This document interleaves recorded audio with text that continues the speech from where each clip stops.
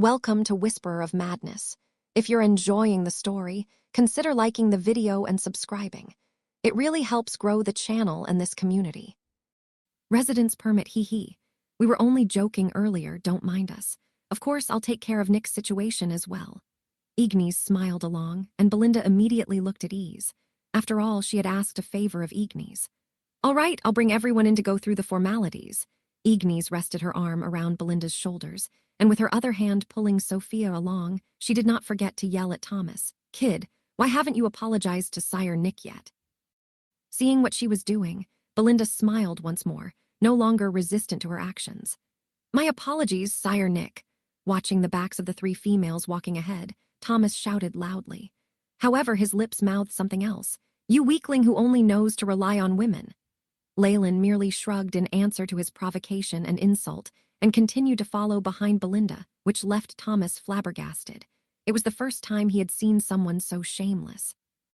Leaving the stunned Thomas far behind, Leyland followed behind the three ladies expressionlessly with an air of resignation. In reality, however, he was snickering in his mind. What glory or reputation did he care for when he was dying? Was that important? The curse mark of 10,000 snakes was now eating his life force away, and he did not have many years left. In this situation, would he abandon such a simple method of entering the city and look for something else? Whether he would succeed or not eventually, wasting time on reputation would be treating his life too lightly. When comparing his life to being taken as a fellow who could only rely on women, what loss was there for him? You! Thomas puffed his cheeks out and followed behind them, but could do nothing against Leyland's shamelessness. Ignis, in front, seemed to have noticed this, and her eyes glinted. Go away, you peasants. Don't block the path of us noble stewards. As if trying to vent all the anger he'd gained from Leyland, Thomas flicked a 9-segmented whip of a snake leader, unceasingly creating crisp sounds and threatening the group of half-blooded snake beings in front of them. Pila, seeing the half-blooded snake beings fearfully separating to two sides and giving way, Leyland couldn't help but stroke his chin. It seemed that the siblings who were in the Steward family had a rather terrifying reputation in the Holy City. Are you guards blind? Why aren't you here to welcome us? Immediately after, the guards who had been like fiends and slaughtering people as they wished instantly came over to help out with Thomas' call, bringing Belinda and the rest to the main gate. Thomas had his nose in the air as he peeked at Leyland, eyes full of arrogance. Leyland merely rolled his eyes in answer. In the Magus world, this sort of person would have died several times over already, but this was the Hale continent. This was where the descendants of the Snake Dowager had high statuses, and there were few bloody contests for power over them. Such a state had continued for tens of thousands of years, and had even become an iron rule.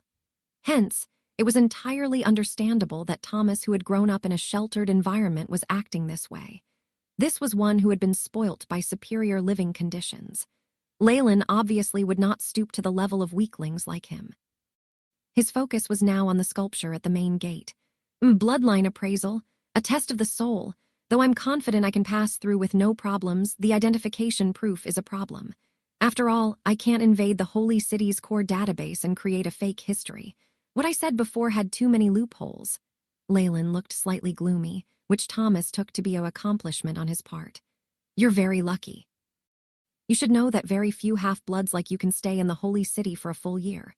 Thomas jeered at him disdainfully. Of course, you might not even be able to handle the living expenses here. But even if you stay here for a short period of time, it's enough for you to shine in the Hale continent, or you can write this in your diary and some low-ranked bloodlines might be attracted. Thomas, that's enough. Evidently, even Ignis could not watch on any longer. Of course, Leyland had strong suspicions that Ignis only felt that Thomas was bringing shame to the Steward family with his words, which was why she got him to stop. Come, Belinda, and adorable little Sophia. This is the residence permit that I especially requested for you. As long as you bind it to your bloodline and soul, you will be recognized as free citizens of the Holy City. Ignis smiled slightly, producing 2 jade-green crystal cards. From the envious gazes from the half or even pure-blooded snake beings, they should be amazing items. Thank you so much, Ignis. Belinda took the crystal card. With this identification, she could join organizations under the Snake Dowager's command. Trials I would not be so brazen and might even automatically withdraw the order of her arrest. Then, How about Brother Nick? Sophia bit at her fingers, finding that something was off. Sire Nick. When Belinda contacted me, she didn't mention it, so I didn't prepare it. Ignis rubbed at her feelings as if embarrassed. Permanent residence permits are hard to take care of in the Holy City, so... Seeing that Belinda seemed to be on the verge of flaring up, Ignis shook her hands. Though I didn't get a permanent residence permit, I still have a temporary certification. It's for 10 years, which should be enough for Sire Nick. In these 10 years, I'm sure he can handle the procedures for his identification. This, Nick. Belinda peeked at Leyland, slightly embarrassed. She had obviously noticed that Ignis was purposely making things difficult for him. Sire Nick, a 10-year certification is already very rare. For half-blooded snake beings who provide services for us residents of holy residence, their certification needs to be changed daily in order to prevent any tarnish to our noble holy city. Thomas, who was at the side, snorted. That's enough. Thank you very much, Lady Ignis. Leyland smiled slightly, taking another residence permit from her. 10 years was enough time.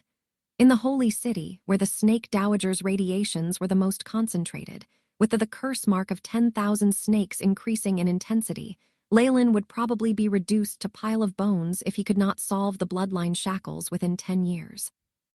Compared to Belinda and Saphai's, who had permanent residence permits, his own was duller, though there were intricate runes and concealing techniques on it. This pattern, even with a sample, it's not easy for the AI chip to make another one. On top of that, what's more troublesome is the soul and bloodline binding. Leyland's eyes flashed. All right, since you three now have the pass, please bind it to you. If the permits are lost, things will get very troublesome, so please keep it well and love them as you love your eyes. Ignis spoke with an accent. The binding ceremony is very simple. Drip a droplet of blood and then use your spiritual force to scan the detection runes. With Ignis' guidance, Belinda was the first and dripped her blood onto the crystal card. Once the dark red liquid touched the card, it was like water reaching sponge and was absorbed.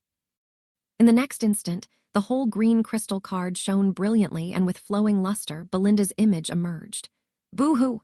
Sister, Sophia's afraid of pain. Hearing that she had to bleed, Sophia's eyes were full of fear. Such a pitiful stance immediately had Ignis on the verge of turning into a big bad wolf. Keek! Don't be afraid, little sister. Let your big sister help you. Ignis, who was watching, only seemed to shock Sophia and bit at her finger to complete the binding process. Ignis watched on with regret.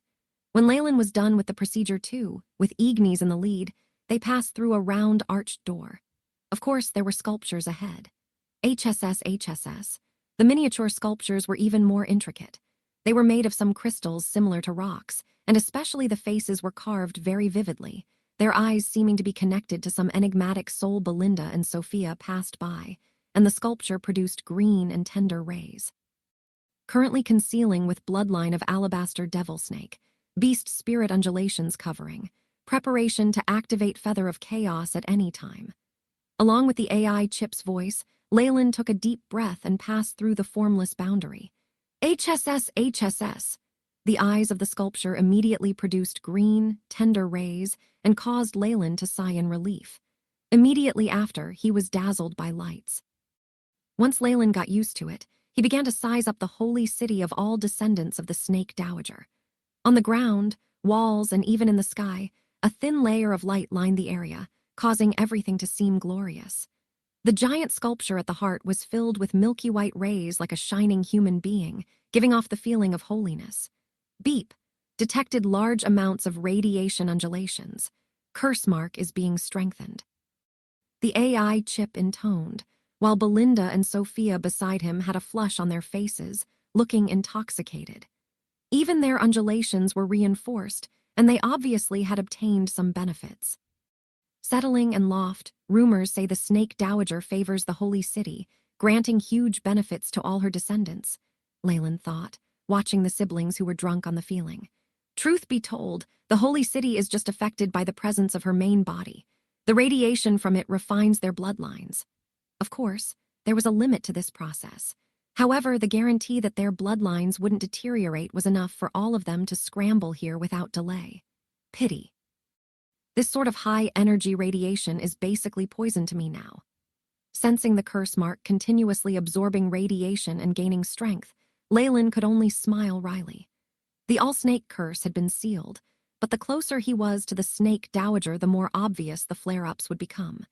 Hiding any signs of abnormality and taking the initiative to get closer to the snake dowager day by day, he was dancing on the edge of a knife. But at least it's confirmed that the snake dowager's main body is close to the holy city. Leyland's eyes lit up. Just for that, he had to stay here in spite of the threat to his life. The matriarch sculpture is the core of the city, with the circles extending outwards from it. In the business district are Knight of the Beast spirits and a mage's cabin, which are pretty good. Once you've settled down, I can accompany you on a stroll. Ignis was evidently extremely excited as she brought them to a region with majestic mansions around. This region belongs to a Stewart's. I've arranged for Belinda to stay in a villa near me. We can. TR ring, TR ring, TR ring. Before Ignis could finish speaking, she was interrupted by a series of rings from her vambrace. She opened a notification on her arm, her voice showing her discontentment. What is it? Didn't I specifically mention that you are not to bother me no matter what happens tonight? My sincerest apologies, Lord Ignis, but this incident is so strange that it requires your personal attention. What is it? Ignis grew serious. For a subordinate who knew her personality to still trouble her, it would be something difficult to deal with. It has to do with a mutant contamination. It's at least grade 4 in danger. Fuck! Ignis cursed, evidently surprised. Immediately after, she closed off the communications and apologized to Belinda. I'm so sorry, Belinda, Sophia. There's something I need to handle, but I've already booked a room at the Spiral Serpent restaurant. Please do go. All right, Ignis, hurry on with your work. Belinda nodded in understanding, pressing her cheeks onto Ignis, causing the woman to smile cheerfully. Thomas, I'll leave the rest to you. If Belinda and little Sophia are the slightest bit unhappy, you know what will happen. Ignis left hastily after assigning this task. Leyland's lips quirked up in a mysterious smile as he watched her leave. All right then, my ladies, and this Mr. Nick, please come with me, Thomas said with a clap. He evidently wanted to act like a gentleman in front of the sisters. Belinda and Sophia held no distaste for him and cheerfully chatted and joked around with him until they reached a gorgeous villa. The entire villa lit up there with a snap of his fingers, warm light flooding every corner with a beep sounding. Motes of multicolor light flew out into the little garden like fireflies, like little stars as they appeared before Sophia's hands. The lights are voice-controlled, and dust removal spells activate at specific timings every day. There's another spell formation here that can set the temperature, and every piece of furniture here was prepared specially by my elder sister. Since she didn't know your preferences, she's prepared for it and allowed you to choose things like your servants. Thomas smiled warmly. In the meanwhile, Belinda and Sophia were very satisfied with this villa. Most importantly, Sister's place is nearby. It's easy to contact her. Thomas smiled as he handed the keys over to Belinda. Thank you both for everything you've done for us. What about Nick's place? Belinda glanced at Leyland. Mr. Nick. I'm sorry, but area is restricted to female guests. Thomas waved his arms helplessly. He made an alternative suggestion. How about you two ladies get some rest while I bring Mr. Nick to his room? Though Belinda and Sophia were slightly discontent with this, Leyland appeared to very enthusiastically agree and let the two sisters stay behind. Thomas waited until he and Leyland left the villa to show his true colors. Listen to me, kid. I don't care who you are or what happened with those siblings on the way here. Just remember this. This is the holy city, and they aren't people you should expect anything from. Understand? He asked, leveling a threatening gaze at Leyland. He already had a plan. If Leyland tried to resist or look for the sisters, he would get the guards and throw this guy into the moat. In any case, the Stewart family was strong and had powerful defenses. It was simple to get rid of a lone traveler with nobody to rely on. As for those sisters, after wailing over Leyland for a while, they could only end up accepting it. Such is life, Thomas laughed wickedly. He loved that phrase. However, contrary to Thomas' expectations, Nick actually seemed to be terrified and even had a flattering grin on his face, saying, All right, Mr. Thomas, I have no expectations towards those sisters, and I'll break off all relations with them from here on. This humble servant here only wishes to have a stable life in the holy city, and I am already extremely satisfied. Why would I expect other things? Leyland looked completely sincere as he continued. Only Lord Thomas is worthy of Miss Sophia. You're absolutely right. This huge change in attitude dazed Thomas momentarily. He quickly recalled Leyland's indifference to his provocation and passed it off as a show of cowardice and weakness in retrospect. Such a weak personality. He's probably someone the sisters made friends with on the way here, Thomas wondered to himself, and suddenly found Leyland less of an eyesore. A dark thought reared its head in the depths of his heart. In the future, if I bring the sisters over here, Nick's amazed expression will be very amusing.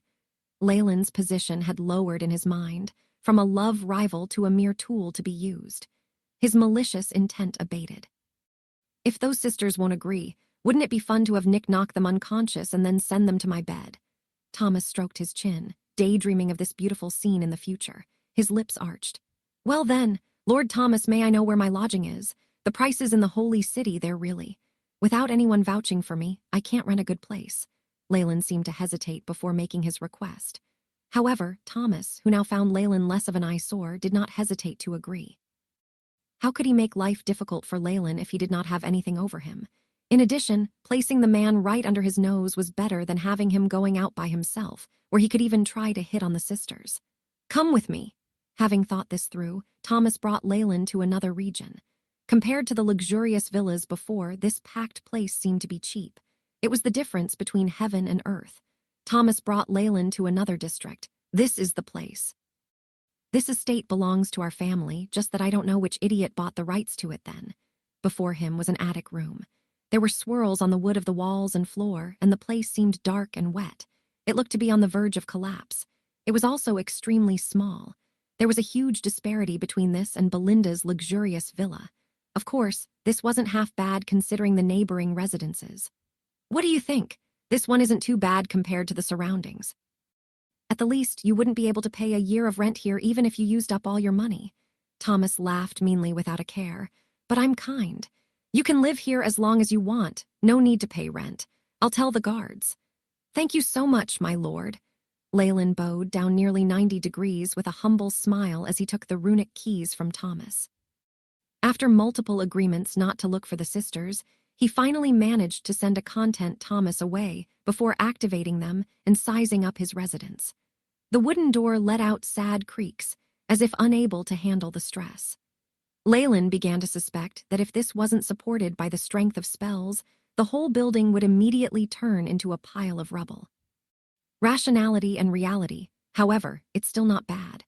After scanning the room, Leyland nodded lightly.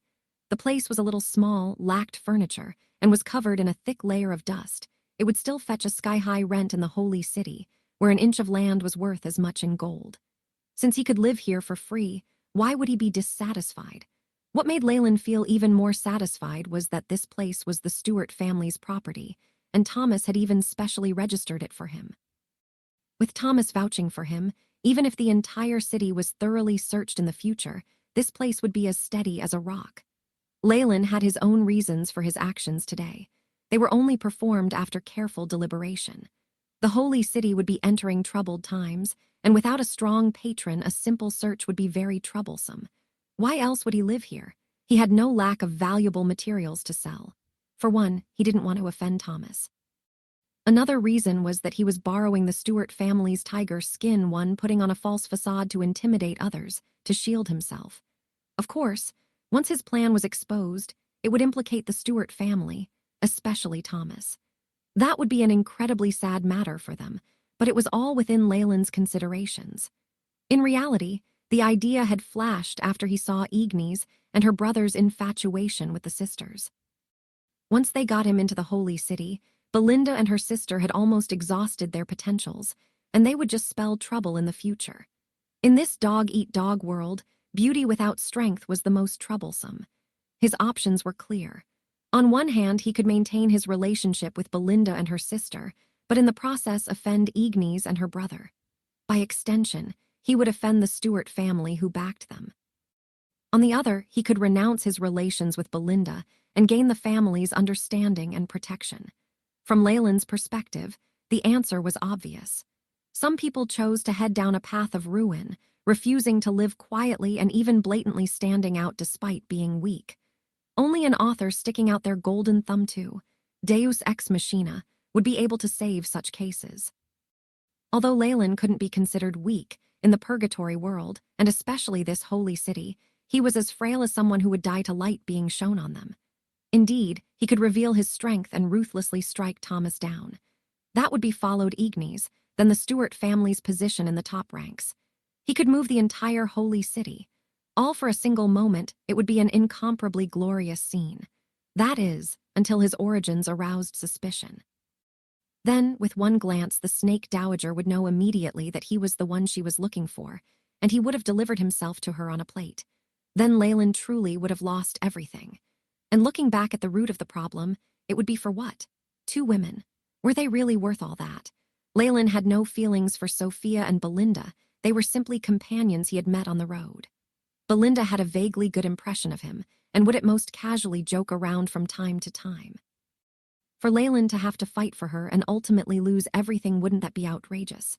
With the all-snake curse on his body, and at a time where he was slowly inching towards death, worrying about trivial matters like affection was just foolish. What I need now is to spare no effort in hiding myself, and conflict with the Stuarts, a tyrannical snake family, is clearly very unwise, and especially over 2 women.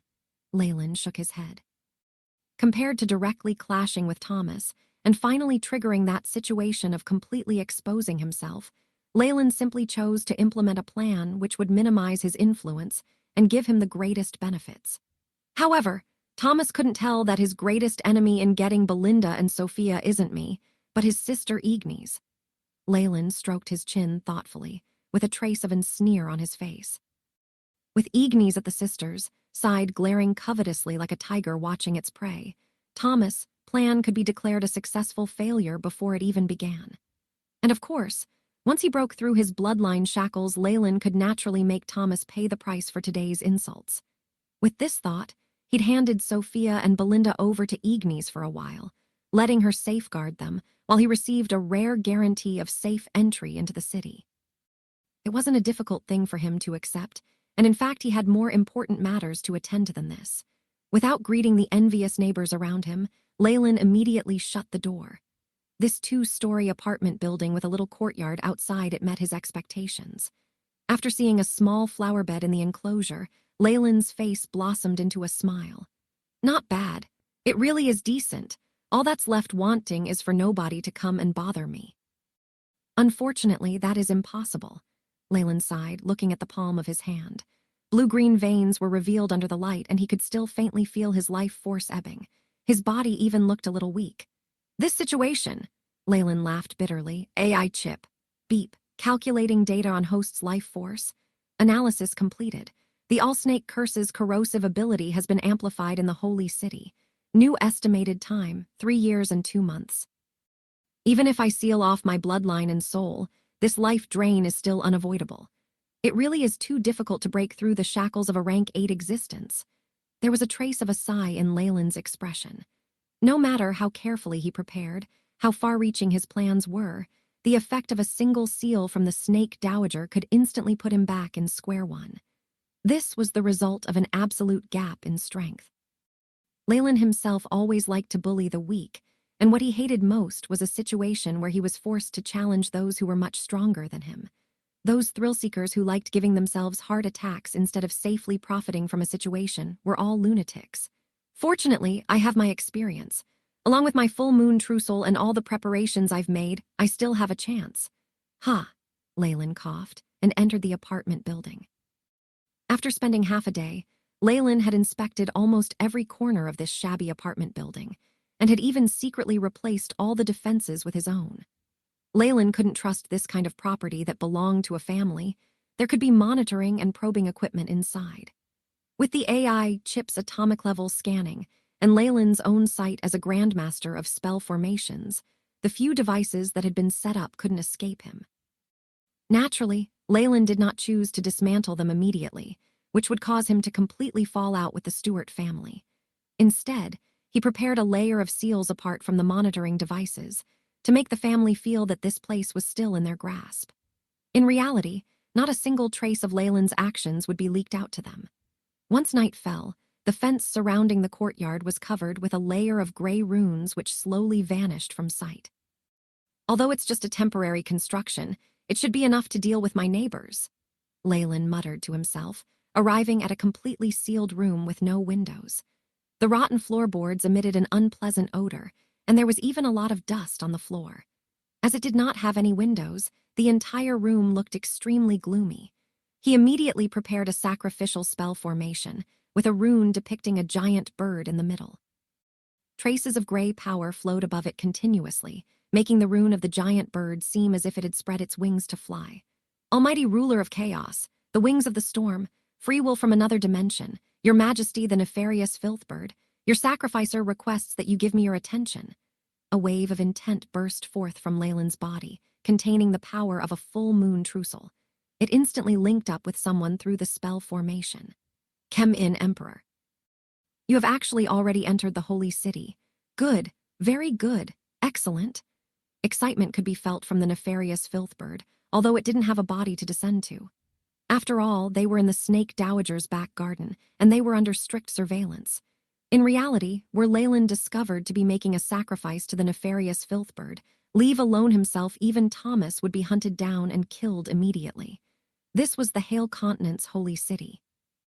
Only one dignitary could ever rule it, and that was the Snake Dowager. Even an ally like the Trial's Eye couldn't spread its influence here, let alone the nefarious filthbird. Consequently, seeing that Leyland had unexpectedly infiltrated the enemy's front lines without a hitch, the nefarious filthbird's excited mood was understandable. Almighty dignitary, I appeal for you to bestow your chaos power, and conceal all the affairs in this apartment building so that I can escape from the gaze of the Snake Dowager. Leyland sincerely prayed, but he did not offer any sacrifices. Of course, it will be your reward for bringing the power of chaos into the holy city. If you are willing to sincerely offer sacrifices to me, in the future you will definitely become my helping hand, a rank 6 sacrificer. A gentle chirp could be heard, and shortly after a gray circle began to rise up from the floors and walls, rapidly covering the entire apartment building. Everything was done in the dark and in secret, without emitting any strange undulations or radiance. Watching the spell formation's radiance dim, a strange expression flickered within Leyland's eyes. Although he had not offered any sacrifices this time, the nefarious filthbird still magnanimously assisted him in concealing himself, and had even bestowed a great amount of power. This was obviously not just out of kindness. The nefarious filthbird seemed to not have given up on the plan of using his chaos power to thoroughly contaminate him, and for him to finally become its underling. However, they were both currently reluctantly united due to their common enemy, the Snake Dowager. If a difference in opinion occurred in the future, they would very possibly become enemies instead. It looks like my success in infiltration excited the nefarious filthbird. Leyland laughed coldly. Unfortunately, the bird has nothing to do with my future plans, and I will never find it again. The nefarious filthbird's plans are destined to be all for naught. The calamity of gluttony, the nefarious filthbird, and the Trial's Eye were eternal enemies. Since the Snake Dowager had allied herself with the Trial's Eye, it was normal for her to be a target of the nefarious filthbird's resistance and hostility. Hence, Leyland decided to rely on the nefarious filthbird's support, using its chaos power to conceal himself. Now, the nefarious filthbird saw Leyland take yet another step towards success, so its increased investment in him was understandable. It was too bad that Leyland had never placed his hopes on the nefarious filthbird. From the beginning, Leyland never trusted the nefarious filthbird. After all, it was a treacherous and powerful dignitary from another world. When he came to the purgatory world, he had always hidden his most important abilities and his trump cards, and had never revealed a single part of any of them. AI chip, initiate mission. Leyland began to communicate with the AI chip in secret. Beep. Mission established, opening the second spell formation. Dark runes mixed with chaos power appeared on the walls and fence after the AI chip's voice sounded, before they disappeared completely. These were Leyland's own preparations. Apart from their concealment effects, they had all been arranged for this moment. Beep. Hybrid spell formation has been completed. Operating at 100% capacity, no signs of rejection. The AI chip loyally transmitted the information. Excellent, Leyland nodded his head. With this spell formation, all the spying elements that the nefarious filthbird could have left behind would be exposed. Only now could it be said that this apartment truly belonged to Leyland. Time! I hope I still have enough time. Leyland sighed and walked to the flower bed with his hands clasped behind his back. What vegetation had originally been planted here had been completely uprooted by its host, leaving only a few agave plants with their pale yellow stamens behind. A dense circle of yellowing grass wound around the plants, which themselves appeared to be full of vitality. All things in this world are like illusory flowers and cannot endure the passing of time. This is why I must pursue eternity. Leyland seemed to have an intoxicated expression in his eyes, as if he was absorbed in the plant's beauty. Soon, however, the plants were wrapped up in a radiant light. Shortly after, Leyland took out a small garden hoe and began to fix the small flower bed. He got rid of all the weeds and agave plants and erected a wooden fence around it. The flower bed was semicircular and very small, its area even less than 1 square meter. However, it was a lot better than the places around him, with more than a dozen people clustered together like an unbearably chaotic hotel. Although it wasn't the best, there were others who were less fortunate, so he would be satisfied. The black soil seemed to hold a lot of water and was clearly rich in top-grade nutrition. Obviously, all the radiation in the holy city would probably change the most ordinary of soil as well. However, Leyland could not help but take out a few pieces of gray crystal. Within his strong grip, the crystals were immediately reduced to ashes and scattered evenly within the flower bed. Lastly, Leyland covered them up with a fresh layer of soil. After the preparation work was complete, Leyland grew even more cautious. A silver beam flashed, and space fluctuated as a translucent gray crystal appeared in Leyland's palm. One could see green at its core if they looked through the magnificent exterior. The Seed of Wisdom! It's finally time to use Senior's gift. Leyland's eyes had a tinge of reminiscence. He had encountered the wisdom tree in the Scarlet Ruins when he was but a rank 4 warlock. This was the origin of wisdom. Thanks to it, Leyland had learnt to break through the bloodline shackles. In the end, he had even obtained a gift from the wisdom tree, the green seed of wisdom.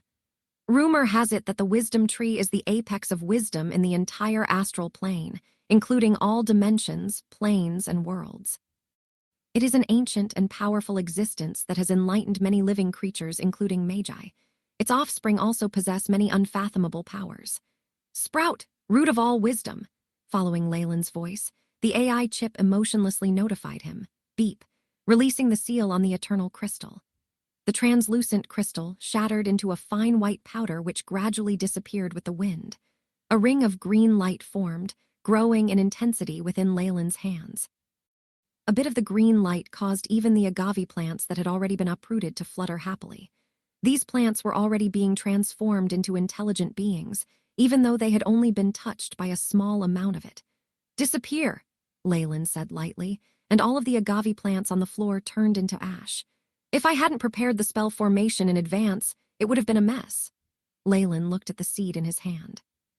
The brown coating had complicated patterns on it, and the top end exposed a core that was as green as an emerald.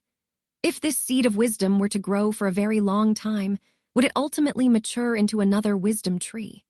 Leyland lost himself in his daydream for a while, but shortly after he buried the seed in the flower bed and covered it with solid earth. Afterwards, Leyland acted the part of an industrious farmer as he attentively took care of the entire flower bed, paying no attention to the clumps of dirt on his elegant robes. My seed of hope has been planted.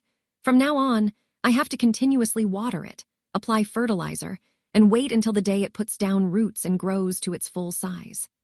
Leyland took up his spray bottle with a hopeful expression in his eyes. A lot had happened that evening, and in contrast, a resident of the holy city planting a seed in his flower bed was something extremely insignificant. While Leyland was engrossed in his flower bed, a pair of imperial bodyguards solemnly stared at the scene before them, outside the holy city. What did you see? Ignis touched the scratch on the floor and sensed the intent left behind by the creature, especially its intense hunger for food. This left her fearful. Very clean, extremely clean. Behind Ignis, a black-haired youth took off his helmet and placed a clump of soil squarely in front of his nose. What do you mean? Tell me the important stuff. Ignis glared at him. I meant that the marks left in the scene show that there were clearly 2 giant creatures here. I reckon the probability of it being a giant snake is over 70%. Thus, it is clear that the winner got everything from the loser. The youth took out a device similar to a magnifying glass and attentively looked at the small purple crystals within the soil.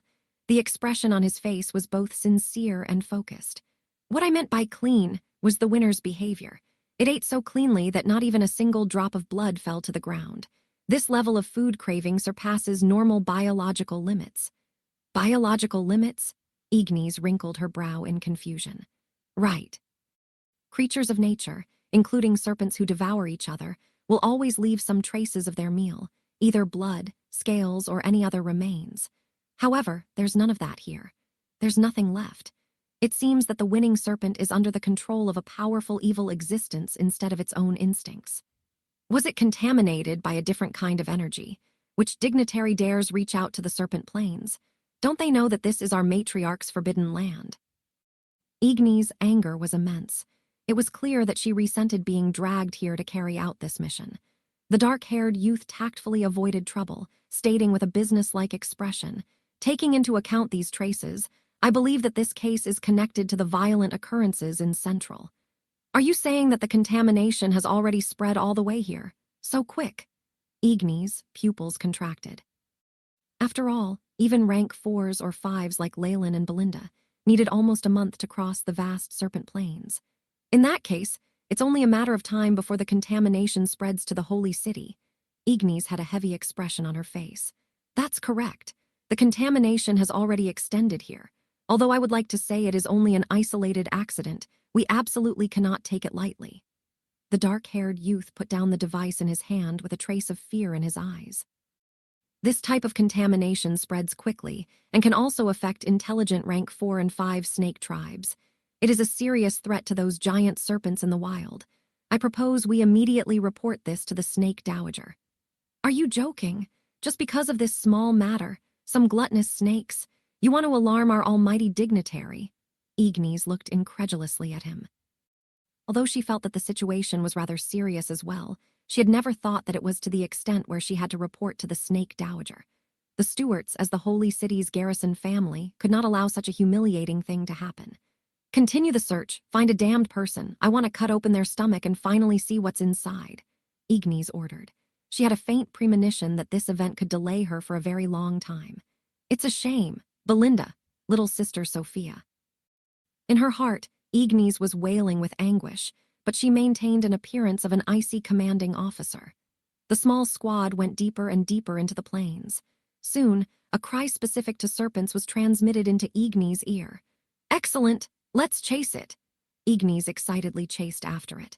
What happened afterwards, however, became a nightmare that haunted her for life.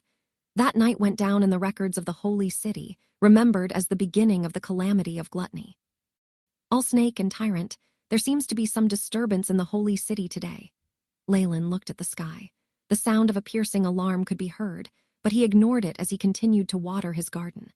According to my plan, those serpents contaminated by gluttony should have reached this place.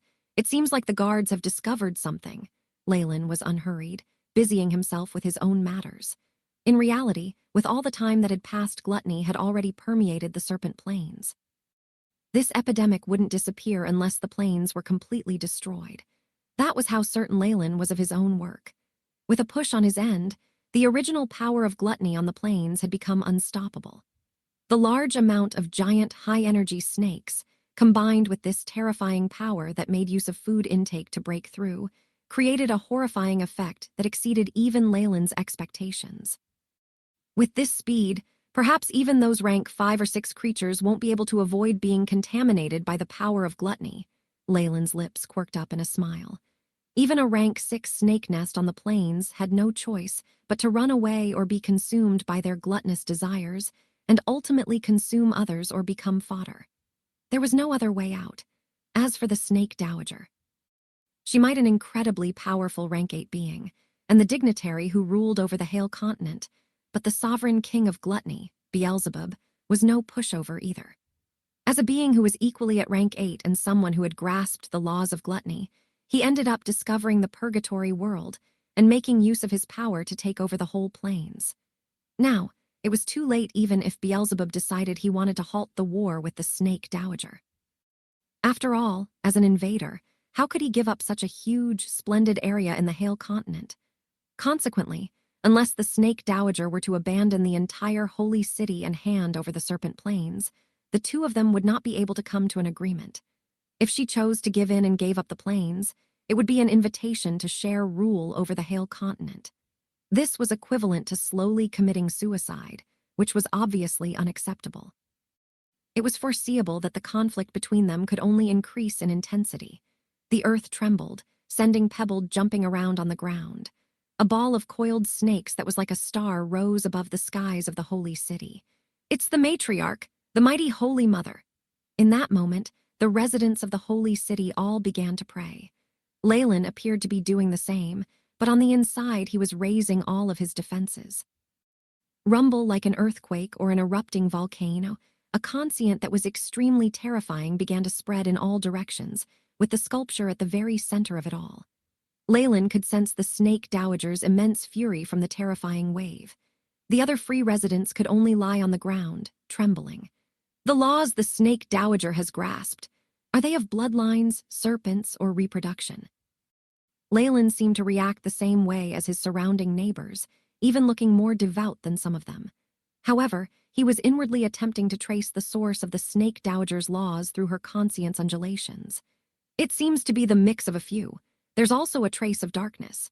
His astounding knowledge, coupled with the AI chip's tremendous database, allowed Leyland to somewhat identify these laws. The Snake Dowager is terrifying. Not only does she grasp multiple laws, but she has already begun to refine her comprehension of her laws and fuse it with the law of shadows to form an entirely new law. The realm of rank 8 was naturally superior to rank 7, where only one law had been grasped. From this wave, Leyland had pried into the path that she had probably taken. Rank 7 Magi have to grasp the powers of a single law, but in order to grasp multiple laws, rank 8 beings have to attempt refining them. Leyland stroked his chin. Then what about rank 9 Magi, the legendary most powerful realm of all? Does it mean containing all laws in one body and trying to create something more powerful? A murky understanding seemed to dawn on Leyland's mind. The Snake Dowager's path might be wrong, but her actions still gave Leyland, who was going in blind, a great enlightenment. Let's leave that aside for now. The Snake Dowager must have discovered the contamination from the power of gluttony, but I still don't know how Beelzebub will react. Leyland watched the battle from the shadows. I am the Snake Dowager, source of all snake bloodlines. The ball of snakes uncoiled, revealing the charming face of the mother of all snakes. Every strand of hair represented an astounding amount of power that caused the air to distort. While she was transmitting her will, Leyland abruptly felt the Snake Dowager launch a probing force even more powerful than before. Seems like she still has yet to give up on finding me. Or has she guessed that I'm the one behind all this? But even if she has noticed it, what can she do? Leyland snickered. He was now using an obvious scheme. Using the Purgatory world and the All-Snake Plains as bait, Leyland had attracted Beelzebub over. And as long as he had the desire to take over this world, Beelzebub would never reach an agreement with the Snake Dowager. Beelzebub had previously suffered great losses under Leyland's hand, and nothing would change this fact even if they had a common enemy in the Snake Dowager. In their eyes, Leyland was merely a tiny bug that could easily be pinched to death. Why would they pause their conflict to work together and attack him? This was reality. As long as there was a victor, either side would have no problem dealing with Leyland later. This situation gave Leyland the amount of time he needed. Purify? The eyes of the Snake Dowager held benevolence and compassion as she spread her arms. Holy golden rays of light rained down in every direction, with the holy city at the heart of it all. Bits of a dark red liquid were repelled from the roots, water sources, and even pores of some giant snakes, and then neutralized by the golden rays, turning into pure water droplets. The Snake Dowager of the Shadow World has such knowledge on light-type purification spells, as expected of an ancient being who has lived through the ancient war. She has no weaknesses. Leyland's pupils shrank as the AI chip recorded the information, trying to simulate the limits of her power. While the AI chip couldn't really tell how much power an existence like the Snake Dowager had, just having a vague idea was still helpful for Leyland. Under the golden holy light, the region around the holy city was completely purified. The area continued to expand all the way to the depths of the Serpentes Plains. Watching what should be a worrisome scene, Leyland's eyes glinted with delight. It's a pity. If I was the only one behind this, just a few purification processes by the Snake Dowager would save the Serpentes Plains. However, there is someone else who lords over the power of gluttony. At this very moment, a strange happening occurred with a loud crash. Large amounts of the dark red contaminated liquid that should have disappeared began to boil. The red motes of light converged and formed a huge ball of red light that soared into the air like a bloody moon. Hail to Master Beelzebub! You are the sovereign king of gluttony, the child of original power, the master of everything in this world. A resonant praise that held traces of insanity began to echo in the holy city, striking the Snake Dowager's holy light display. This feeling, the Snake Dowager's enraged voice was heard from within the holy light before it was drowned out by large amounts of crimson lightning. The crimson lightning looked like long lines that danced in the air, tearing out cracks and revealing huge, terrifying spatial rifts. 2 webbed hands with 7 fingers each pressed on the side of a rift, causing it to roar as it expanded. There seemed to be a terrifying existence at the other end of the spatial crack trying to squeeze in. Ha, Beelzebub, you can't endure it anymore. That makes sense. A place where the world will is this chaotic must be heaven for you. Leyland laughed as if he had the upper hand. With the temptation of a huge world lacking a will, Beelzebub decided to take the risk. Even if this wasn't his real body, it was at least a clone with 50% of the strength of the real body. For Beelzebub, the losses incurred if he were to fail would cause his main body to be severely injured and enter a deep sleep, or he could possibly die. It made obvious his intentions. You dare trespass on my territory. Do you attach any importance at all to the Treaty of Alliance, which has been in place since time immemorial? If Beelzebub was full of determination, then the Snake Dowager was full of fury. After all, anyone would be in a foul mood if they were relaxing at home, and someone else just decided to barge in. While the Snake Dowager fired her questions, the golden holy light seemed to transform. A layer of darkness appeared like a huge web, vast and layered, dispelling the crimson lightning out of the holy city. After being challenged by someone of the same rank, the Snake Dowager finally showed her true strength.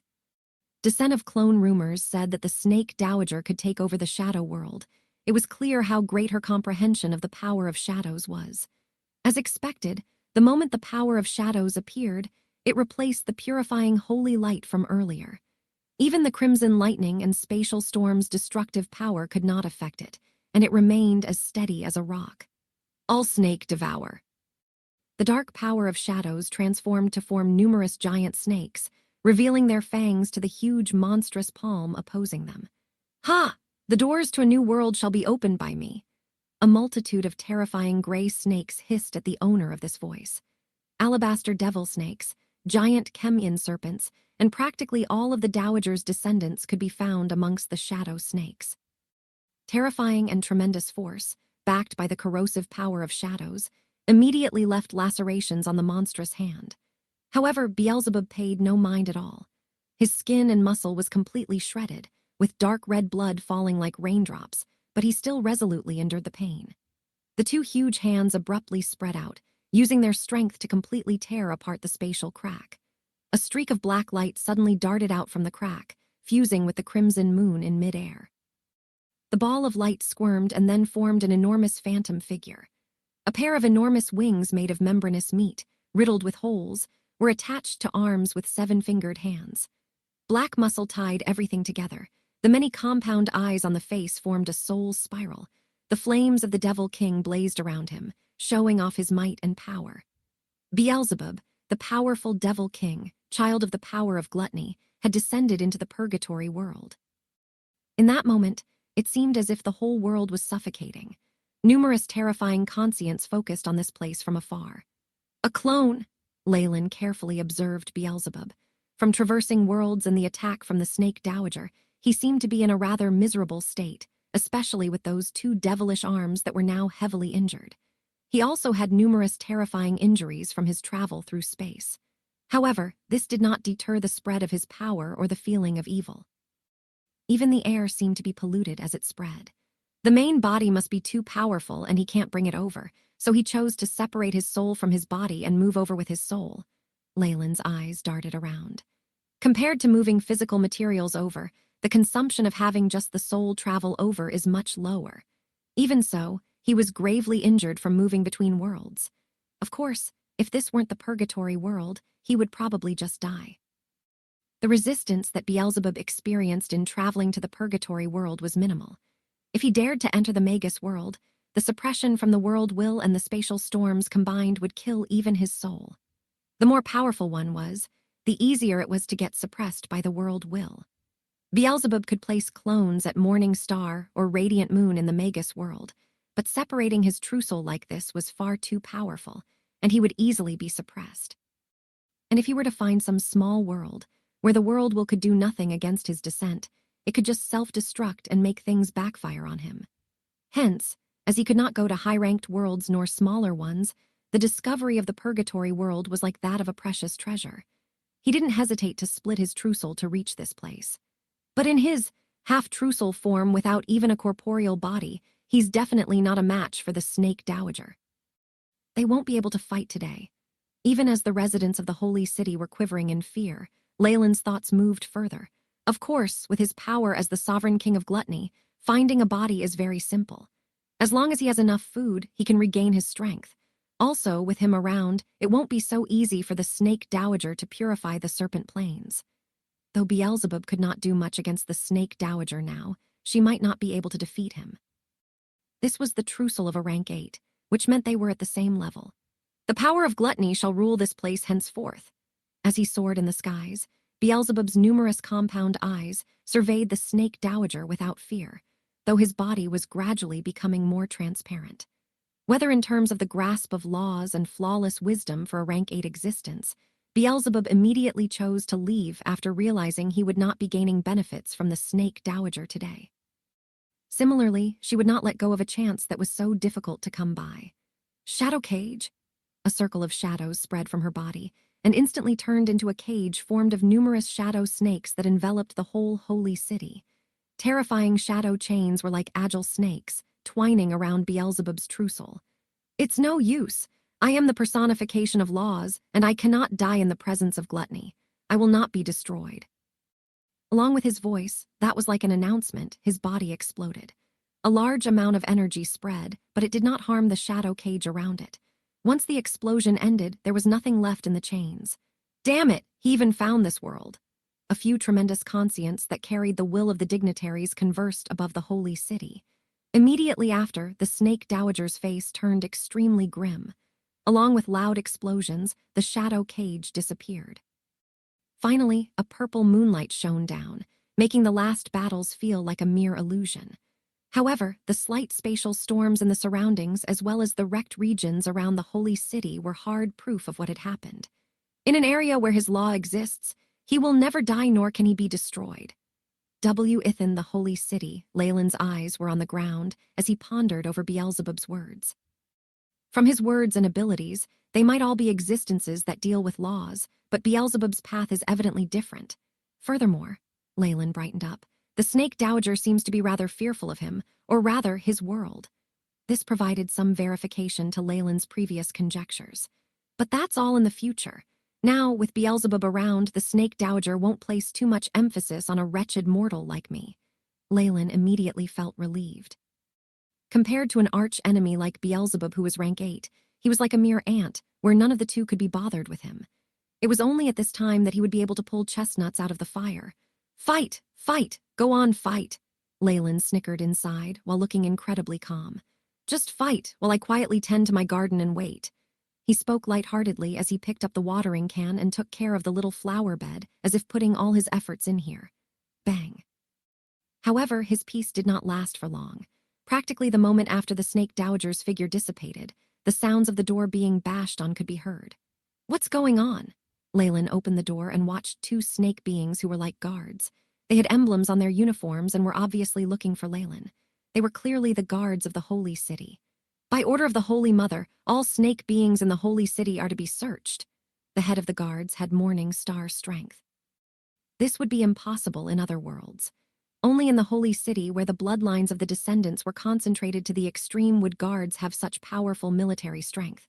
Sure, but this is property of the Stewart family, and I am a guest of young Master Thomas.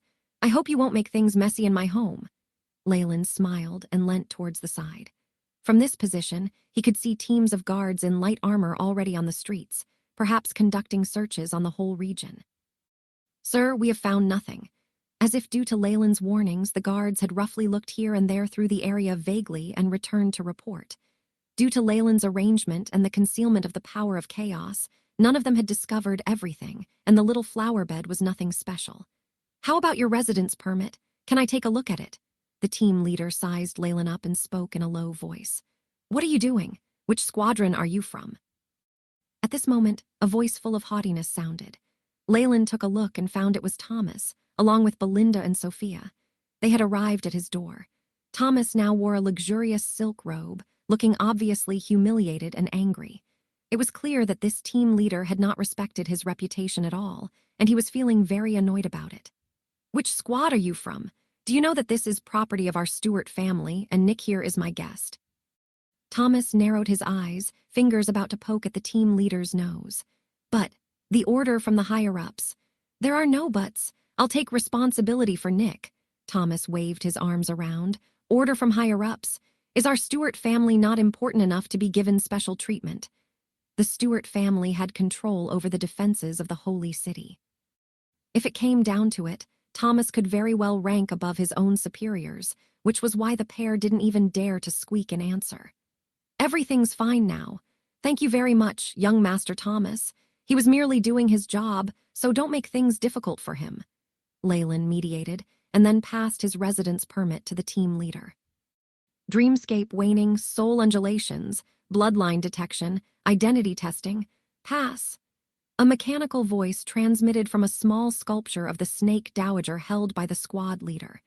Sensing the detecting undulations sweeping past him, Leyland inwardly sneered. With his soul force and bloodline concealed, and especially with Ignis inadvertently protecting him as his original information had been entered into the database, the identity test that was most likely to expose him had its leaks completely sealed. Even if they examined him again, it would be to no avail. "Haven't you finished the inspection? Shouldn't you get lost then?" Thomas looked at the bunch of guards who hurried away in confusion, with a satisfied look in his eyes. "Little Sophia." "These guards all belong to the Stewart family. If you encounter them in the Holy City, don't be frightened, just give them my name." Shortly afterwards, Thomas made this solicitous offer. Leyland secretly rolled his eyes. He knew that if it wasn't for Belinda and her sister, Thomas wouldn't have so hot-bloodedly rushed out to support him. "Nick, are you all right?" Belinda and her sister went into the little courtyard, and when they saw how narrow the place was and how cramped the apartment was, they wrinkled their brows. "Would you like to come and live with us instead?" "That's not necessary." "That's not necessary." Leyland and Thomas spoke almost at the same time, and seeing the threatening expression in Thomas' eyes, Leyland inwardly sneered. He switched to a smile and said to Belinda, "This place is very nice. And besides, young Master Thomas is letting me live here entirely for free. This is very rare in the Holy City. To be honest, being able to become a free citizen of the Holy City, even if it's only for 10 years, I can't ask for anything more than this." Leyland intentionally emphasized the last few words, and from Thomas' point of view, this was Leyland surrendering to him, so he nodded his head with satisfaction. Belinda, on the other hand, looked at Leyland with astonishment. From her impression of him, Leyland definitely wouldn't behave like this. "But, Brother Nick, how can you live here? Sophia's heart is distressed." Sophia tugged at Leyland's sleeve. All right, the both of you don't come back and give me trouble." Leyland didn't care, pushing Belinda and Sophia out with an impatient expression. He then shut the door in their faces. "Very good. You've done well." Once the door had been shut, he heard Thomas' secret message, but at the same time he heard other news. Immediately after, Thomas' arrogant and proud voice could be heard just outside. "Don't bother with that Nick anymore. Look, he actually treated you both like this. Little Sophia, shall I bring you to play at the Holy Mother's sculpture?" As their voices grew more distant, Leyland shook his head with a laugh. "Sometimes, when you don't want trouble, trouble comes to find you instead. Did I put on too good a performance when we were on the road?" He currently wished for the entire world to forget him and let him quietly farm properly. However, now it looked like night had fallen and the purple halo of the moon had slipped down. Inside the Holy City, there was none of the clamor of the day, and even the places filled with holy light had all dimmed down. After a full day of searching the entire city, and with dozens of unlucky people without papers thrown into the moat, dissolving until their bones couldn't be found, the streets were completely deserted with a desolate atmosphere. Activate the bloodline imprint. In the small courtyard next to the flower bed, Leyland looked at his right arm. On his wrist were 10 small white snake imprints lying side by side. These were naturally the bloodline imprints he had made using the Alabaster Devil Snake bloodline. HSS. A rank 5 beast spirit tattoo appeared before his eyes, making Leyland's control over the bloodline imprint much easier. The beast spirit's power has an effect of resisting suppression and can maximize the imprint's effect. There was a trace of a smile on Leyland's face, and soon he saw the brand on his hand fading rapidly and disappearing. Beep. The host has consumed the Alabaster Devil Snake's bloodline imprint, initiating connection with Dreamscape. The innate skill of the Alabaster Devil Snake was the ability to travel to Dreamscape. Leyland himself had acquired this ability through the bloodline imprint. However, in his heart, he had some doubts about it. After all, this was something he gained from the thousand-eyed woman on his previous adventure in the Dreamscape. As a result, when his true soul connected to the monstrous and dazzling world, Leyland did not choose to immediately enter it. Instead, he attempted to draw on some dream force. SSSS, the air seemed to shimmer and warp like in a hazy heat, and traces of dark red dream force began to fall in without end, sinking into the earth of the flower bed. The green seed of wisdom seemed to welcome it and absorb the dream force. It even budded a little green shoot and seemed to be filled with the breath of life. The dark red dream force was like a fog and lingered on around the small bud. It was continuously absorbed by the bud and appeared to have become a nutrient source.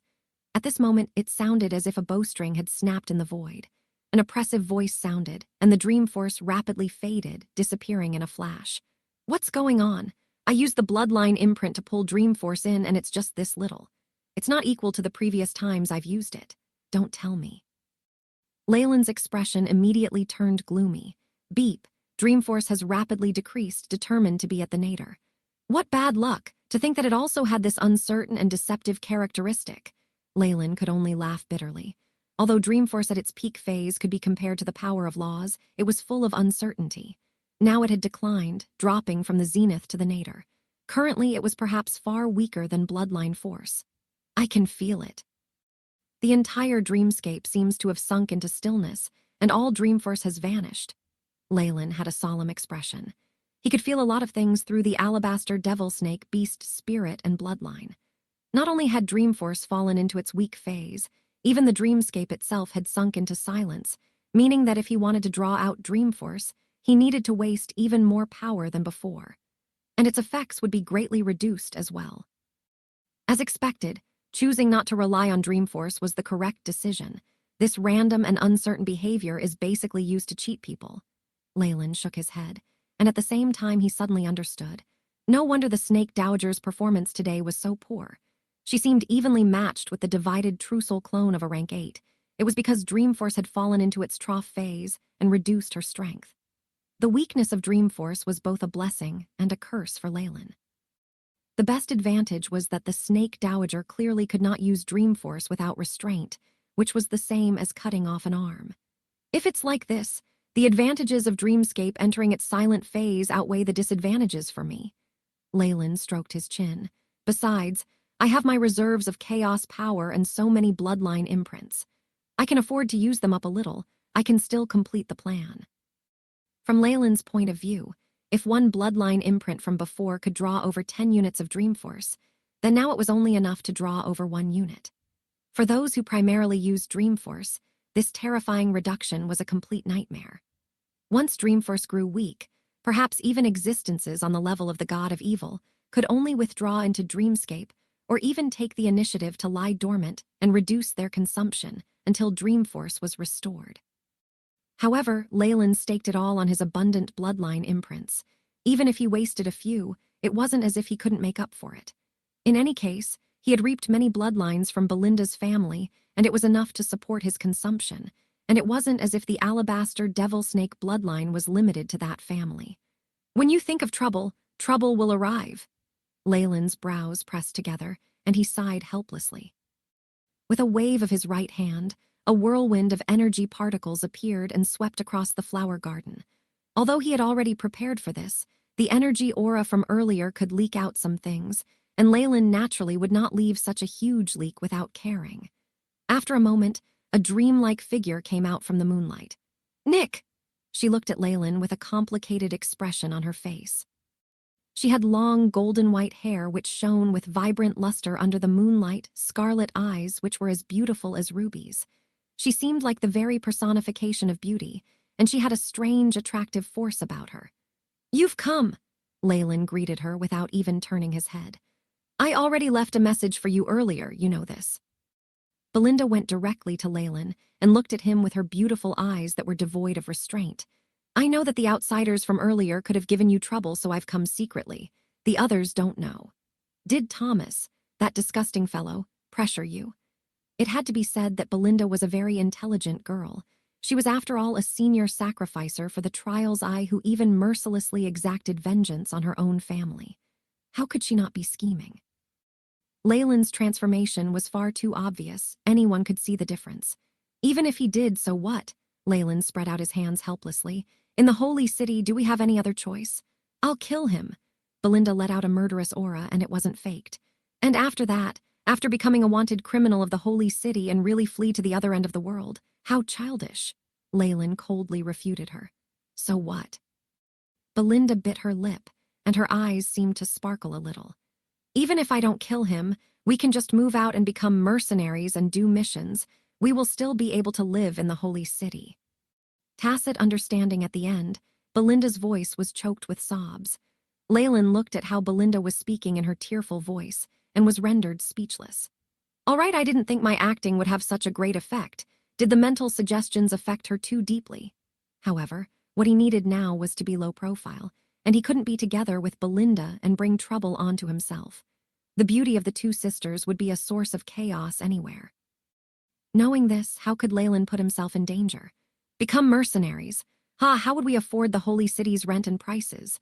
Particularly with the Stewart family, you can't just break away from them just because you want to. Against this family who have extended their tentacles in all corners of the Holy City, what can you possibly do?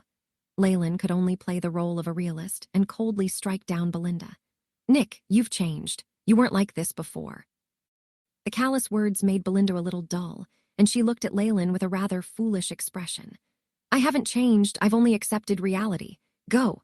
Leyland seemed to wave his hand impatiently and also violently began coughing at the same time. No."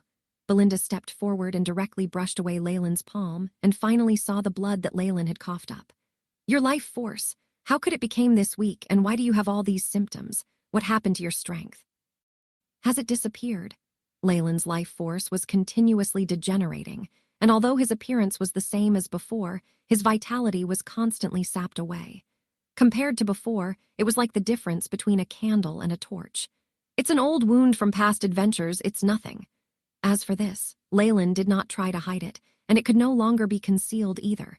This was the reason he had done his best to avoid conflict. With his strength in decline, unrepentantly provoking formidable powers could only be described as foolish. "I knew it. You were afraid of burdening me and Sophia." On the contrary, Leyland's condition made Belinda seemingly join the dots. "Are you afraid of becoming a burden to me? It doesn't matter, I can certainly cure you." Belinda looked deeply into Leyland's eyes, her figure disappearing into the moonlight. Leyland stood there somewhat speechlessly. She actually thought of something. Although it's not quite the case at all. However, if Belinda wanted to think of it like this, it didn't seem like it would do him any harm. Leyland thought about it a little, but did not intend to expose himself. "Now, perhaps after the sovereign king of gluttony's appearance today, the structure of the Holy City is likely to have changed dramatically." After Belinda had left, Leyland took up his sprinkler again and attentively tended to the budding shoots in his flower bed. His expression was peaceful and serene, and he seemed to have nothing to do with the outside world. In fact, this truly was the case. On the second day, along with a heavily injured Ignes returning home, an even more terrifying news came about. Mad beasts contaminated by gluttony had appeared near the Holy City. Even if the Snake Dowager had already discovered this and carried out her purification, with Beelzebub's disruption, her schemes clearly could not succeed. However, her earlier purification still had some effects. At the very least, Ignis still managed to retain her life, but she had suffered severe injuries, which filled many serpent guards with endless fear. According to Ignis' report, a group of giant serpents contaminated by gluttony had already broken through into the holy city. The neighboring half-snake people had suffered enormous losses. The members of the squad that was with her had all unfortunately perished, and even their corpses had been swallowed up by those insatiable beasts, until there was nothing left. After all, compared to ordinary food, snake flesh of a superior species was abundant in energy, especially those snake people who were of high rank. It was even easier for them to become the targets of the gluttonous beasts. Gluttonous beasts. This description had come from Ignis, and was very quickly widely adopted to distinguish them from other giant serpent species. No matter what creature it was, once it was contaminated by the power of gluttony, it would enter a horrifying state of hunger where it didn't mind what it ate. They were all called gluttonous beasts. The Holy City and the Stuart family attached great importance to this report. They prepared both the city defense soldiers and a great number of reserves. They declared that the Holy City was imposing martial law, and even released a large number of tasks for mercenaries and adventurers to target the gluttonous beasts invading the Holy City. In a short while, the entire Serpent Plains seemed to ripple unpredictably with activity, and this chaotic scene seemed to spread ceaselessly in the Hale continent. What the ordinary citizens of the Holy City didn't know was that this situation would continue for a very long time. Furthermore, in a short span of time, the gluttonous beasts would replace all the previous natural and man-made calamities to become the primary threat to their survival. Time seemed to pass in a flash, and a year went by before he knew it. "Brother Nick, Sophia is here to see you." Looking like a younger Belinda, Sophia pushed open the door and walked in. She wore a hunting outfit and looked very exuberant and heroic, overflowing with the vitality of youth. Looking at her, Leyland felt a little envious. "You've come, Sophia." Leyland smiled and greeted her, inwardly shaking his head. Although he had come to a tacit understanding with Belinda, Sophia clearly did not know much. Not only this, neither Leyland or Belinda could possibly tell her that much, because with her intelligence it was impossible for her to keep secrets. As a result, although Belinda had cut back on coming to Leyland's place, Sophia still remembered her brother Nick and came over from time to time. "Brother Nick, haven't you recovered from your illness?" Sophia drew closer to Leyland with obvious worry in her eyes. It was now possible to tell that Leyland was beyond saving. Although his appearance had not changed too much, wrinkles had appeared on his forehead and the back of his hands. His body's life force continuously disappeared, giving an account of just how weak he was. "Cough! It's all right. Cough." Leyland took out a white handkerchief and covered his lips. The back that stood so tall and straight in the past seemed to have become a little hunched. "It's already become like this. How could you say it's all right? The spring of life that elder sister Belinda asked me to bring last time, are you using it?" "I have." Leyland smiled and picked up his sprinkler. A milky white spring water with a rich fragrance was poured into the soil. The budding shoots in the flower bed before had now grown into a small tree. The glistening verdant leaves appeared even more full of vitality after being watered. "Oh, this small tree has unexpectedly grown so tall." Sophia was a little surprised. "Only, Brother Nick, why are you giving your medicine to the small tree? Is it also ill?" "No, to be honest, it needs this more than I do." Leyland had a deep expression in his eyes, but did not continue his explanation. Instead, he picked up a small gardening hoe and slowly plowed the soil and removed weeds, just like an earnest gardener. Sophia appeared very familiar with Leyland's behavior, and immediately sat by his side and began to talk to herself. "Recently, the calamity of gluttony has gotten even more serious. Sister Ignis said many garrison squads have suffered heavy losses, and the front line reached the Crescent Moon lakeside for a while, which isn't far at all from the Holy City. There are still lots of giant serpents that have been contaminated, and even rank 6 serpent families cannot escape. Over half of the Serpent Plains are now occupied by gluttonous beasts. The entire Serpent Plains already does not have many places for us to live, and recently even a lot of the Holy City residents are beginning to flee, which complicates things for Sister Ignis. And Sister Belinda, she recently keeps on accepting missions. It's said that she's thinking of exchanging it for the highest grade holy light crystal, and to get it she took on a very dangerous mission and will leave tomorrow." "Oh!" Leyland's hand stopped slightly, but then continued to move. He could understand Belinda's current situation a little. She seemed to accept the Holy City's missions without stopping, and exchanged her contributions for materials full of life force, then secretly sent them to him. These things were almost of no use to him.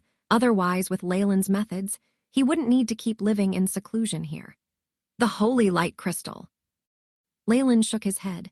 This type of life crystal was full of life force, and had good effects on purifying and suppressing various curses. It was said to be the Hale Continent's peak-grade material, and even though Belinda was rank 4, obtaining this was not an easy task.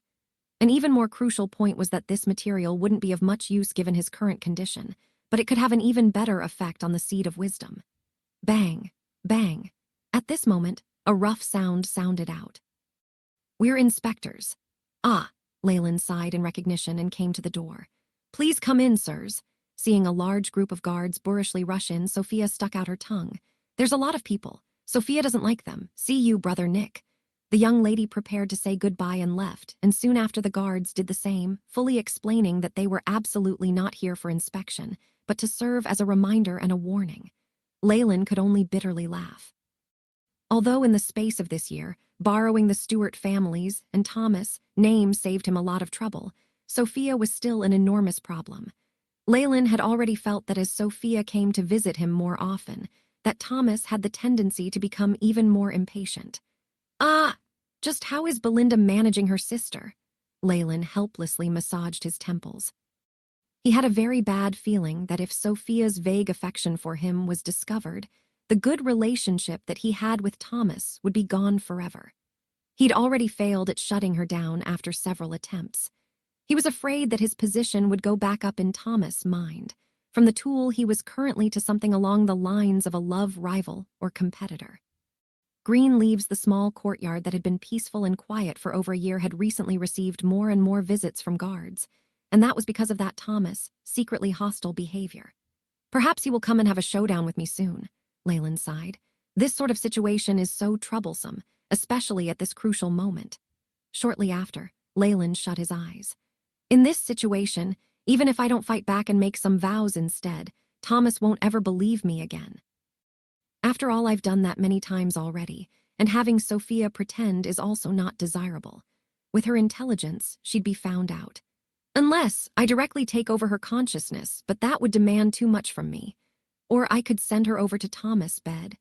No, Belinda would probably go crazy. It's fine if she does, but if she mobilizes Ignis, that'll be more troublesome than that moron Thomas." In just a moment, Leyland had completely thought over the outcomes from the situation, and discovered that it seemed as if he had no other option apart from running away. But that would be impossible. After entering the Holy City and planting this Seed of Wisdom, Leyland had not taken one step out of the courtyard. After all, the thing that held the power of life or death over him was here. How could he possibly divert his attention to something else?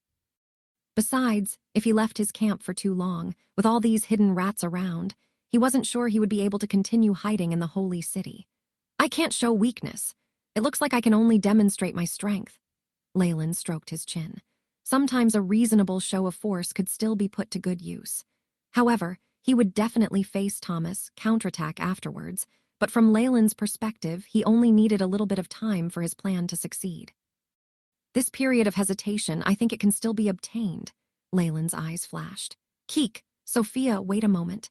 After thinking clearly about his plan, Leyland immediately called out for Sophia. "Brother Nick, is there anything else?" Sophia jumped and hopped to Leyland, the fragrance of a young lady mixed with the vitality of youth lingering in Leyland's nose. Shortly after, the warning gazes from the guards from earlier could be seen. "Oh, I have something that I need you to give to your sister." Leyland acted as if he hadn't seen the warning glares from the guards and smiled at Sophia. "What is it? Is it delicious food?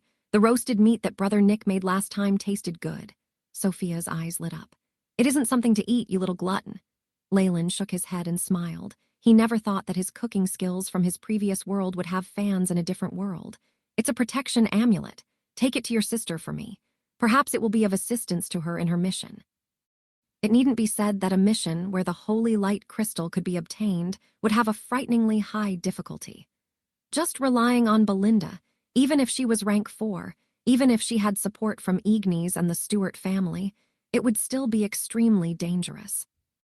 However, in his current situation, it was not suitable for him to go out by himself, so he could only entrust it to Sophia and believe that no matter how naive she was, she would be able to hold on in the face of her own sister being in danger. All right, Sophia will definitely bring her this thing to her. Sophia clenched her fist and nodded her head. I believe in you. Leyland immediately went to the side of the flower bed and plucked a single leaf from the small emerald green tree. It's this, help me pass it to your sister.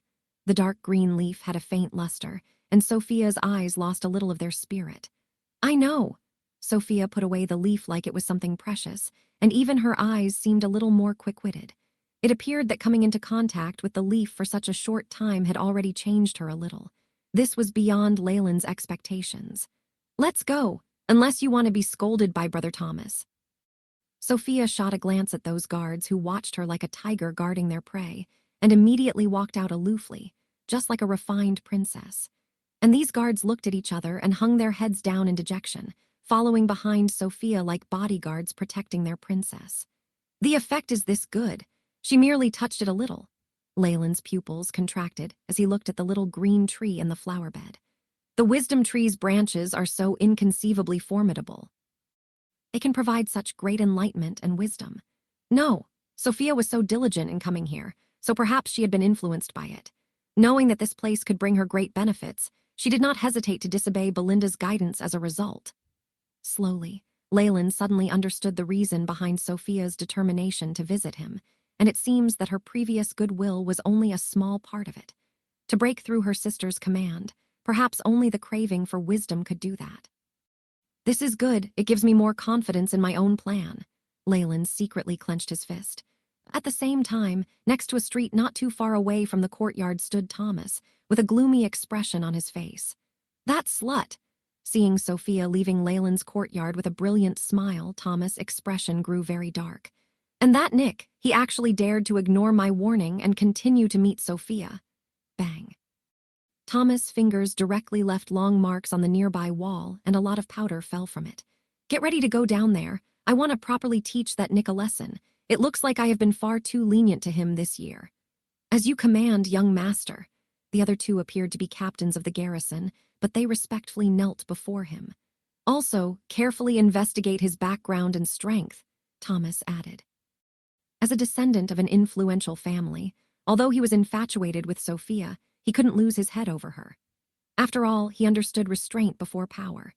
As a result, if he was prepared to fall out with Nick, he would first investigate him as much as possible. However, his influence as the heir of the Stewart family, as long as Leyland wasn't the top of a small family of descendants, he could easily be crushed like a little ant. Still, he would first investigate, just in case. An alabaster devil snake bloodline. Even if you are rumored to be the purest white devil nobility, I'll still send you to hell. Thomas looked at Leyland's courtyard with a cold light flashing in his eyes. Sister, sister. Sophia threw herself into Belinda's arms and began to act spoilt, but Belinda's expression was like ice. Did you go to Nick's place again? Haven't I told you many times not to do that, or you will bring him a lot of trouble? Why don't you ever listen? Belinda rarely spoke so strictly. But I wanted to go. Sophia felt wronged. She twined her fingers as she said, I feel comfortable and very happy in brother Nick's place. Oh, what did he do to you? Belinda's expression suddenly grew alert. Even her finger joints began to crack. It's not like that, it's the small tree, just smelling it makes me feel good. Sophia's face flushed red. Nick's darling tree. Belinda shook her head and felt that she had thought too much. Belinda could not understand why Nick treated that tree like a precious treasure, and because of it she had consulted many resources and almost considered the seed of wisdom as some demonic thing that could bewitch a person's heart. She felt somewhat dissatisfied by his continuous attention to the tree, without even a care for himself. Also, brother Nick let me give this to you, and said it would be very useful to sister's mission. Sophia's expression seemed a little reluctant, but she still gave the leaf to Belinda. What is this? Is it a calming amulet? When the leaf touched her palm, Belinda did not feel any powerful sensation, only a slight chill from the leaf helping her mood to calm down a lot. It's just some calming amulet. It doesn't seem to be of much use. Why did he give this to me? Belinda's eyes seemed puzzled. No, Sophia feels that this leaf will be very useful to sister, so you must bring it. Sophia nevertheless had an imposing expression on her face. All right, I really can't deal with the both of you." Belinda's face was brimming with a warm smile. She put away the leaf safely and stroked Sophia's head, then her expression changed. "This is wrong." She looked Sophia up and down and stared at her sister without pause. "Sophia, why do I feel like you've gotten smarter?" Due to an accident in her childhood, Sophia's intelligence was like a child's, but today her speech was very orderly, which was a ceaseless surprise to Belinda. "Have I? I've always been very smart. It must be that sister has gotten it wrong." Sophia smiled sweetly, but a crafty light flashed in the depths of her eyes. "What? Perhaps the stress of tomorrow's mission is too much. Has it driven me insane?" Belinda touched her own forehead. Belinda. At this moment, another figure charged towards her, with an expression of unconcealed rage. "Why did you take that mission? Don't you know that the Crescent Lake has already become a dangerous area of gluttonous beasts?" Ignis asked. The armor on her body hadn't even been removed and was still stained with blood. As the leader in charge, Ignis spent almost every day active on the battlefield with the gluttonous beasts. "I'll leave first." Seeing this situation, Sophia stuck out her tongue and slipped out of the door at lightning speed. "Crescent Lake, what mission are you talking about?" Belinda said, with a blank look on her face. "You're still trying to deceive me." Ignis' voice rose an octave higher. "Don't forget that as the leader of the Holy City's garrison, I have jurisdiction over both the adventurer and mercenary guilds. The Crescent Lake acquisition mission is extremely difficult and has a rank 5 danger level. Even those who are rank 5 will have to face certain dangers, and you think you can do it." Ignis bitterly exhorted her.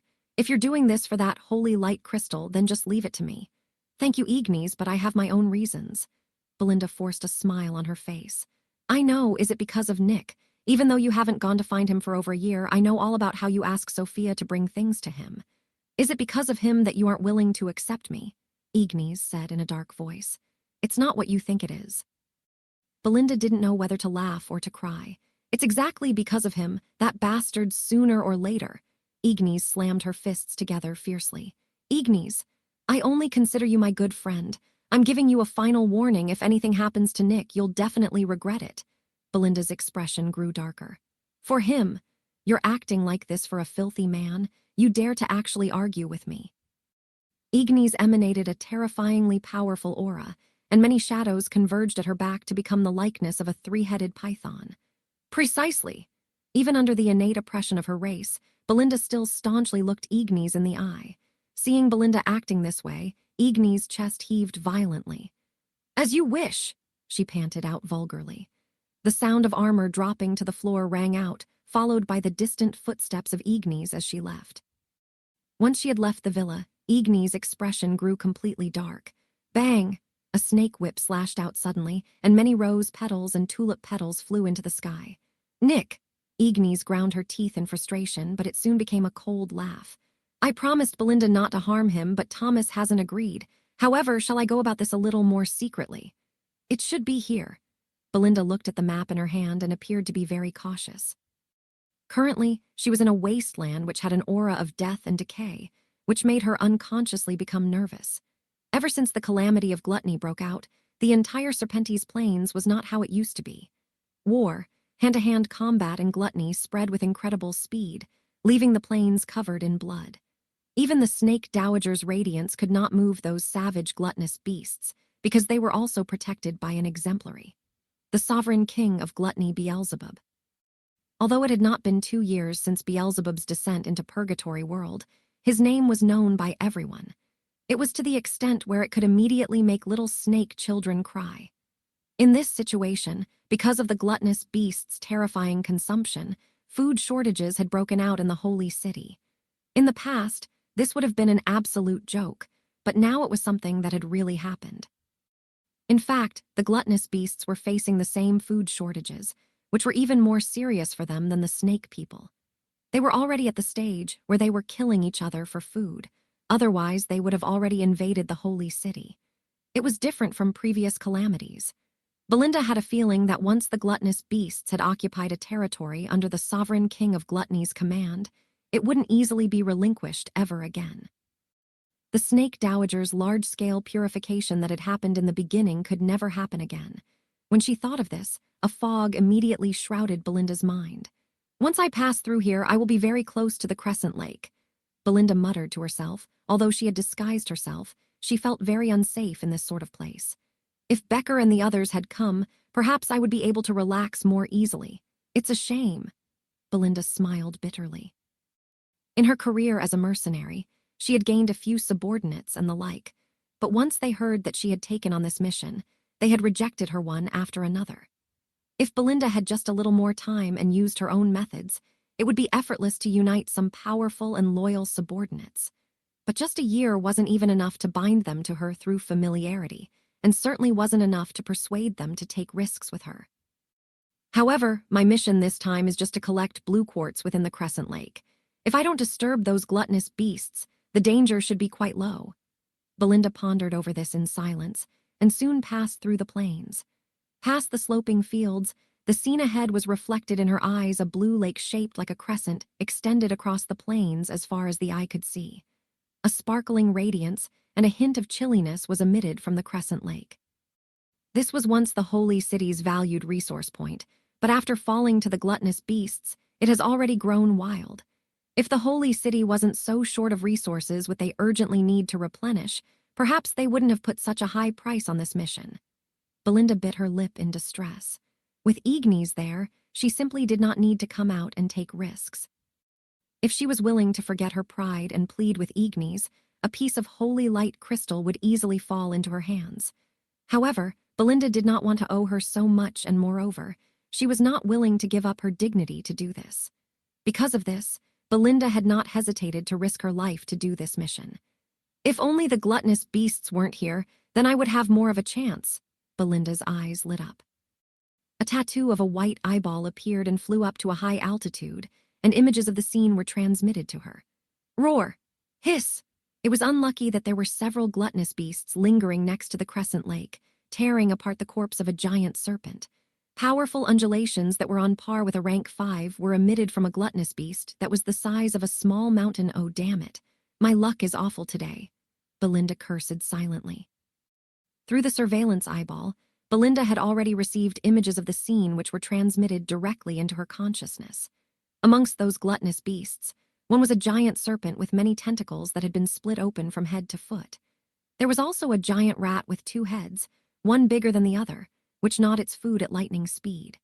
The final beast appeared to be the corpses of different animals stitched together into a giant ball of meat, with a giant crack in its center. A red tongue licked its white teeth incessantly, and it gave off the strongest undulations. It seemed to have reached the peak of rank 5. The corpse of the giant serpent on the floor was clearly also rank 5, but it was definitely not a match for these 3 gluttonous beasts and had become their food. What a pity! Belinda tightly clenched her fists. That rank 5 giant serpent was clearly a giant serpent descendant of the 1,000 snake plains, but it couldn't escape from its fate and became prey. Although the Snake Dowager and the Holy City had done their utmost to rescue and evacuate the giant serpents, the 1,000 snake plains were too vast, and these unlucky ones often surfaced. Although Belinda was furious, she was rational enough to not rush out hot-headedly and die. Gluttonous beasts have to eat very frequently, so sooner or later they will leave after they finish eating here. Belinda very patiently waited and hid herself.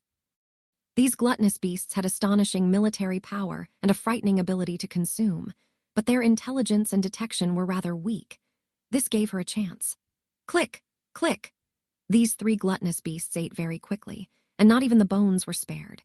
Even the drops of blood on the floor were greedily lapped up until there was nothing left. The blood of a rank 5 giant serpent was full of nutritious energy, and 1 drop of it was said to be better than eating 10 low-ranked beasts.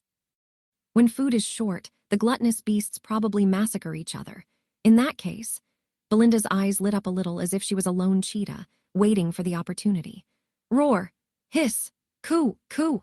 After eating the prey they had caught together, the 3 gluttonous beasts sized each other up and let out a huge roar which shook the void. After obviously testing each other, the sewed-up monster and the tentacle snake left one after the other in opposite directions. The gluttonous beasts digested things quickly, so they almost had no time to rest. They had to spend the rest of their lives fighting and hunting for food. The 2-headed rat that was left seemed thirsty. Leaning against the Crescent Lake, the 2 rat heads began to drink up the water in the lake. The surface of the lake seemed to drop in volume continuously, exposing the dried-up lake bed.